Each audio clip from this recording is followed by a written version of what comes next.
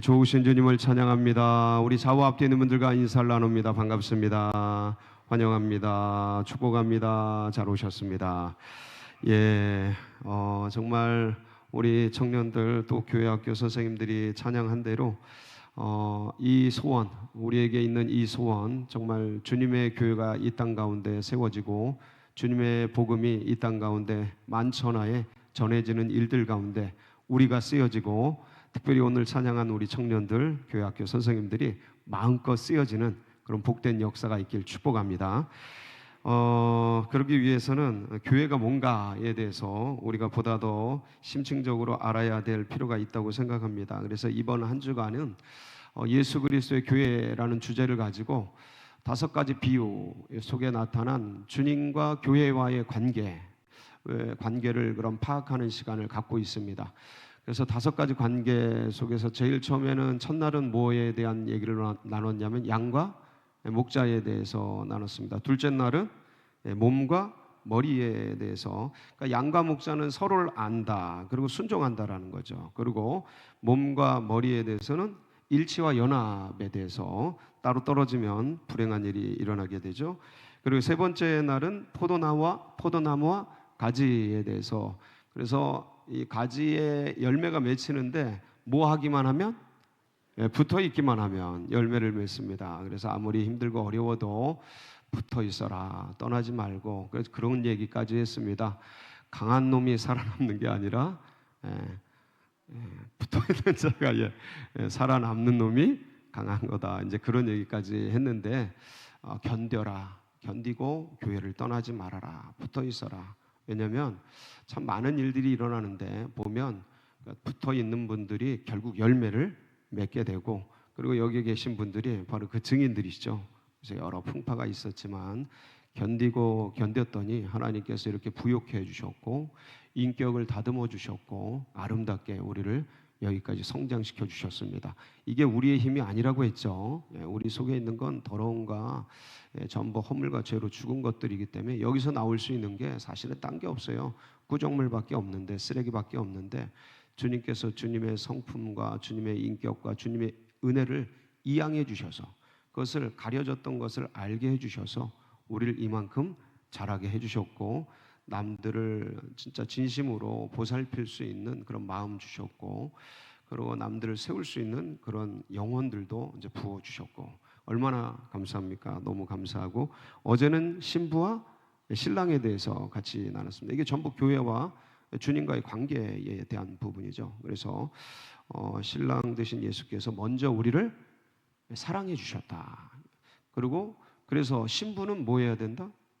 순결을 지켜야 된다. 세상으로부터, 세속으로부터 우리를 지켜야 된다. 그러니까 성결한, 경건한, 그래서 그렇게 신랑과 신부가 아름다운 사랑을 이루어갈 수 있도록.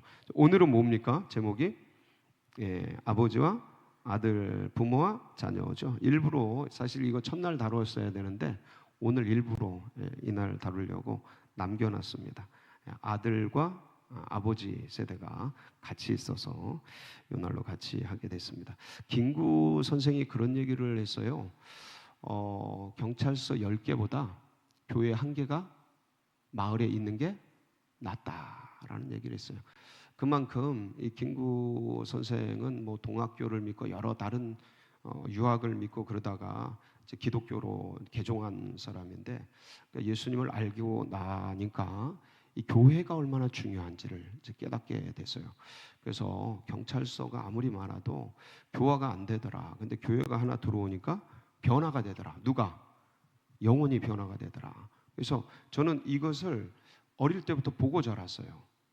아주 빈민촌에 교회가 하나 들어와서 그 거친 깡패 같은 애들이 어떻게 변화되는지를 제 눈으로 보고 자랐어요. 그래서 진짜 저는 이 김구 선생의 이 말이 좀 진리는 아닌데 진리처럼 제 가슴에 새겨져 있는 그런 말씀 중에 하나입니다.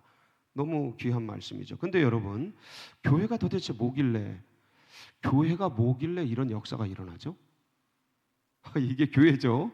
교회. 근데 교회가 뭐냐면 에클레시아라는 단어를 써요. 에클레시아. 한번 따라해 볼까요? 에클레시아. 자, 에크가 뭐냐면 에크가 뭐뭐로부터예요. from이란 뜻인데 뭐뭐로부터. 칼레오, 그러니까 에크와 칼레오의 합성어야. 에클레시아가. 칼레오는 뭐냐면 부르다라는 뜻이에요. 부르다. 그러니까 어딘가로부터 불러낸 사람이란 뜻이에요. 어딘가로부터 불러낸 사람들의 모임, 사람들이란 뜻이에요. 에클레시아가. 그러니까 여기 있는 분들이 뭐예요? 교회예요, 교회. 어딘가로부터 불러냈을까요? 예, 어디로부터? 일단은 세상이겠죠. 예, 세상으로부터. 근데 이 세상이 밝아요, 어두워요? 예, 어두운 세상. 그러니까 어둠으로부터 빛으로, 세상으로부터 주님께로. 여기는 사는 동네 같아요, 죽은 동네 같아요?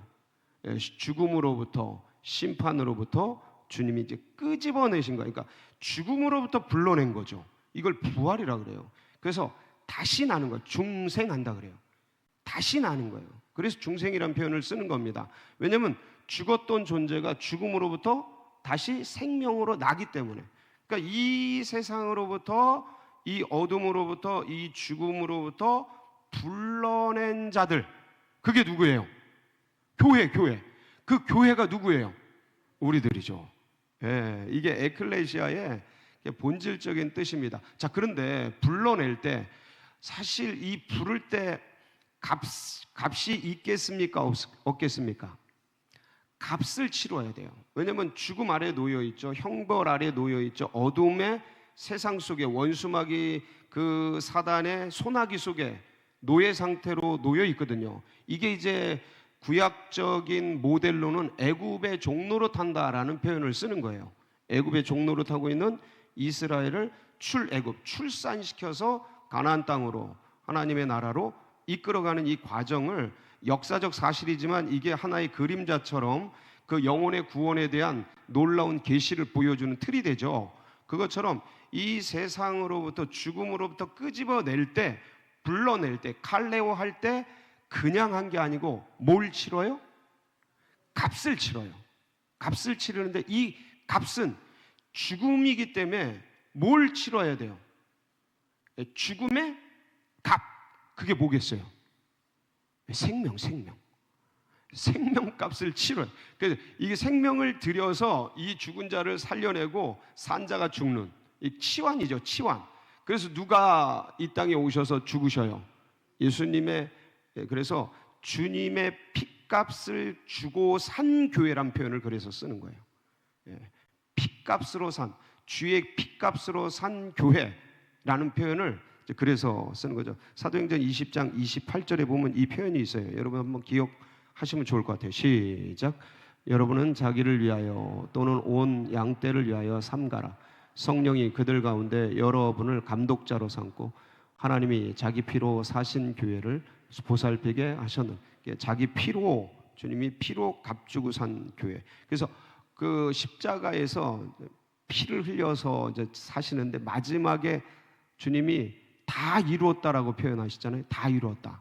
근데 이게 다 이루었다가 라틴어로 뭐냐면 테텔레스 타이란 뜻이에요. 이게 뭐냐면 테텔레스 타이가 다 이루었다, 다 치루었다, 다 갚았다, 완성했다라는 뜻이에요. 그러니까 경제적으로 보면 채무를 완불했다라는 거예요. 죄값을 치렀다라는 거예요. 그래서 이 테텔레스타이 요한복음 19장 28절에 있는데 이 주님께서 그래서 다 이루었다라고 이제 표현을 한 것이죠. 그러니까 주님이 핏값을 주고 치르고 이 영혼들을 샀기 때문에 이 교회는 누구 거예요?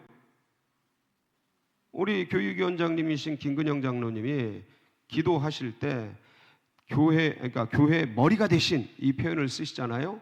예, 교회의 주인이신 이 표현이거든요. 왜 주인이 되시냐면 핏값을 주고 샀기 때문에 교회는 누구 거라고요? 주님의 거예요. 그 주님의 교회라는 표현을 쓰는 거예요. 인간의 게 아니에요. 목사 게 아니에요. 장로 게 아니에요. 누구 거라고요? 주님의 교회예요. 그래서 마태복음 16장 18절에 보면 주님께서 베드로에게 축복하시면서 이 얘기를 하신 겁니다. 시작. 또 내가 내게 이르노니 너는 베드로라. 내가 이 반석 위에 내 교회를 세우리니 음부의 권세가 이기지 못할. 자, 이 반석 위에 누구 교회를 세워요? 내 교회. 저게 마이 처치예요.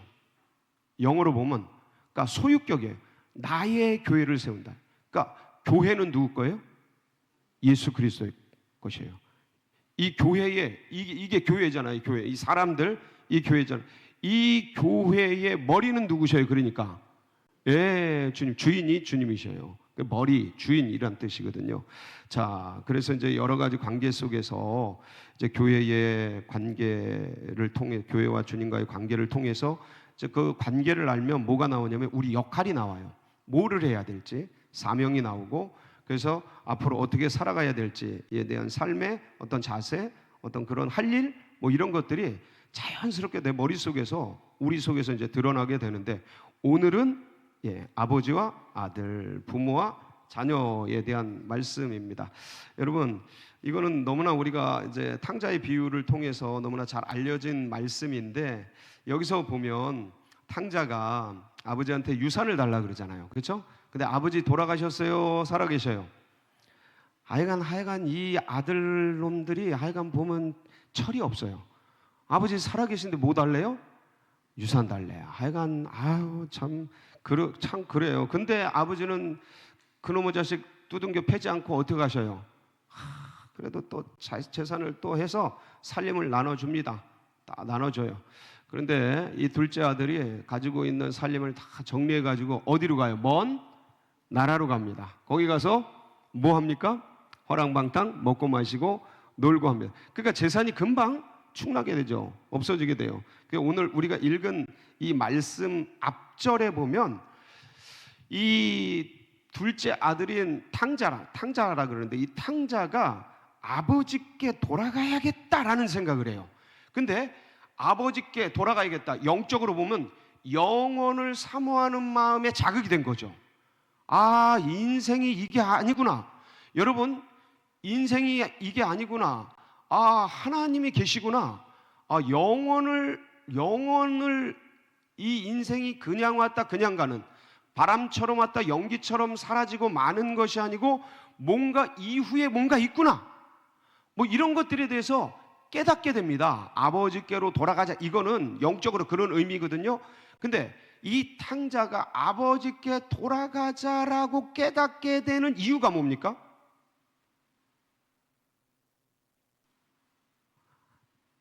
어려운 거 아니잖아요. 그렇죠?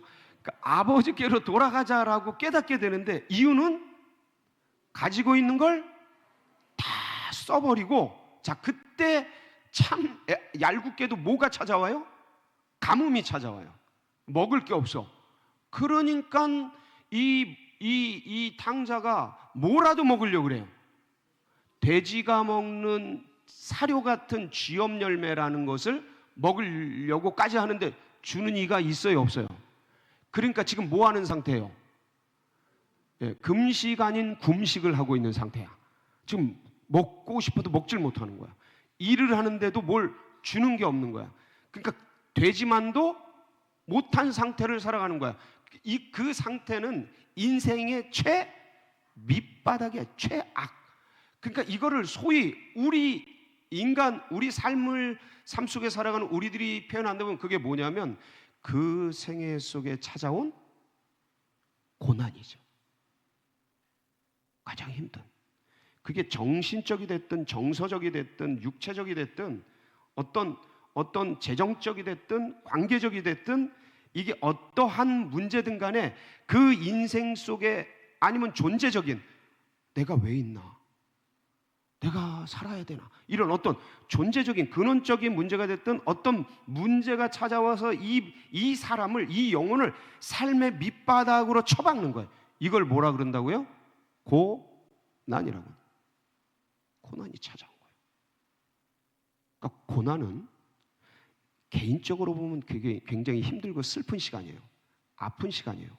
근데 이걸 그러니까 큰 관점에서 빅피처로 비춰보면 이거는 이 영혼을 하나님께 부르시는 부르심의 사인이에요. 그래서 우리 믿음의 선조들은 이 고난을 뭐라고 불렀어요? 고난은 축복이다. 고난은 뭐라고요? 위장된 축복이다. 이렇게까지 표현을 했어요. 고난의 보자기를 열면 축복의 열매가 있다. 이런 표현을 썼어요. 예. 고난에는 뭐가 있다? 뜻이 있다. 이런 표현도 썼고.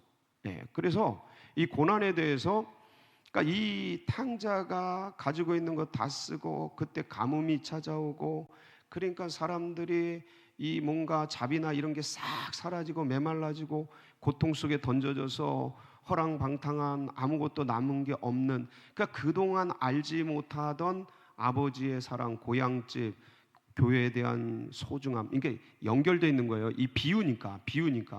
그러니까 예배도 못 드리고, 예를 들어서 군대 가서 예배도 못 드리고 던져져 있는데 목마른데 예배를 드리고 싶은데 이 고난, 예? 그러니까 어디 지방에 던져져서 이런저런 뭐 이렇게 밑바닥에서 뭐 자유롭게 죄도 짓고 허물고 뭐 여러 가지 하다 보니까 양심에 찔려서 교회 예배 드리고 싶은데 어디로 가지? 그 어떤 삶에 찾아온 메마름, 궁핍, 막 이런 게 사람을 몰고 가는 거예요. 사람을 몰고 가는 거예요. 그러니까 어떨 때는 관계에 깨져가지고 사방에 다 우겨쌈을 당한 것 같이 막혀서 밑바닥에 던져지는 거지, 사람이. 그 밑바닥에서 이 탕자가 인생에서 제일 잘한 게 뭐냐면 어디로 돌아가자? 아버지께로 돌아가자. 17절이죠. 한번 보실까요? 17절 같이 시작. 이에 스스로 돌이켜 이르되 내 아버지에게는 양식이 풍족한 품꾼이 얼마나 많은가. 나는 여기서 줄여 죽는구나. 내가 일어나 아버지께 가서 이르기를 아버지, 내가 하늘과 아버지께 죄를 지었어. 지금부터는 아버지의 아들의 일걸음을 감당하지 못하겠나이다. 나를 품꾼의 하나로 보소서 하리라. 자, 고난 속에서 이 아들이 깨달은 게 뭐예요? 자, 아버지께로 돌아가자. 근데 아들이라고는 차마 양심이 있어서 못하겠고 품꾼으로 써달라고 하자 라는 인식 속에서 내가 아버지께 뭘 지었다? 이걸 깨달은 거예요. 그동안은 그게 보여요, 안 보여요? 보였어요, 안 보였어요? 아버지 재산 좀 줘요. 아버지 재산 좀 줘요. 이런 태도. 세상의 중심이 나지. 이런 오만과 교만과 잠. 근데 사실은 이 인간은 다 이래요. 자기중심적이에요. 어쩔 수 없어요. 이게 인간 자체가 그래요. 그 사람이 나빠서 그런 게 아니야. 우리가 이렇게 철들어서 예수 그리스도를 알고 인격이 좀 고양됐어도 까보세요. 그 중심에 뭐가 있을 것 같아요? 내가 있어. 내가 끝까지 나를 괴롭힌다니까. 까보면. 그러니까 조금 덜 변했을 때나 조금 변했을 때나 파장이에요. 누가 누굴 뭐라 그래. 다 똑같아요. 그냥 인생이 다 그래. 그 인생은 잿덩어리야. 다만 예수 믿은 것 때문에 의롭게 주님이 보아주시는 거고, 이 나를 의롭게 보아주시는 주님의 은혜 때문에 조금 나아진 거죠. 까보면 똑같아. 안 그런 것 같은 표정으로 저를 보시네. 근데 비슷해요. 지금 좋은 때라 이래요. 어려워지면 또 튀어나와요. 내 속에 거. 안 그러실 것 같죠? 당해보세요. 얼마나 극악무도한 존재인지 다 드러나. 자, 그런데 여기서 이제 깨닫고 주님께, 그러니까 아버지께로 왔어요. 아버지는 어떻게 반응하셔요? 이게 중요해. 아버지가 어떻게 반응해요? 전 참 이거 20절 볼 때마다 감격스러워요. 시작. 이에 일어나서 아버지께로 돌아가니라. 아직도 거리가 먼데 아버지가 그를 보고 측은히 달려가 목을 안고 입을 맞추니. 자, 아버지가 아직도 거리가 먼데, 근데 아들인 걸 알아. 허랑방탕한 아들, 뭐 옷이 꾀자자하고 얼굴도 뭐 산발을 하고 난리가 났겠죠. 근데 그게 아들인 걸 알고 달려가서 끌어안고 입 맞추고 감격스럽게 맞아. 자, 보세요. 탕자가 인생 속에서 제일 잘한 건 뭐냐면 어디로 돌아가자? 아버지께로 돌아가자. 아버지는 두 팔 벌려 환영하고 있어요. 이게 아버지 사랑이에요. 이게 하나님 사랑이야. 그러니까 이 사랑, 이 은혜 여러분 가슴에 새기고 잊지 않길 바랍니다. 이 첫사랑, 이걸 잊으면 신앙을 잃어버리는 거예요. 유대인처럼 되는 거예요. 껍데기만 남는 거예요. 이 껍데기는요, 사람들이 보기에는 신앙인이다 이렇게 봐요. 주님이 보기에는 둘째 아들 같은 거예요. 둘째 아들. 아버지랑 같이 있는데, 아버지랑 같이 있고 교회 안에 있고 집안 안에 있는데 감격이 없어. 기쁨이 없어. 은혜가 없어. 그냥 사는 거야. 둘째 아들. 내가 너와 같이 있고 내 것이 다 네 건데 뭔 염려, 감격이 없어. 내 첫째 아들. 그렇게 살다 주님께로 돌아와서, 아버지께로 돌아와서 그 구원의 감격과 은혜 속에서 그 첫사랑을 가지고 살아가는 둘째 아들처럼. 사랑하는 성도 여러분, 첫째 아들 같은 마음이 아니라 둘째 아들 같은 마음을 가지고 구원의 감격 속에 아버지 사랑을 전하며 살아가는 우리 서울제일교회, 우리 모든 성도님들이 되시길 주님의 이름으로 축복합니다. 같이 기도하시겠습니다. 합심해서 기도하실 때, 하나님, 세월이 가도 삶이 분주해도 이 사랑을 잊지 않게 하옵소서. 이 첫사랑을, 이 구원의 감격을 놓치지 않게 하시고, 오히려 삶이 더 힘들고 어려워질 때일수록 더 붙들고 주님께 더 깊이 나아 아버지의 사랑을 굳게 붙들고 살아가는 우리 교회가 되고, 이것을 증거하는 우리 서울제일교회가, 우리가 될 수 있도록 우리 다 같이 주여 부르짖고 다 같이 기도하며 나갑니다. 부르짖습니다. 주여, 주여, 주여.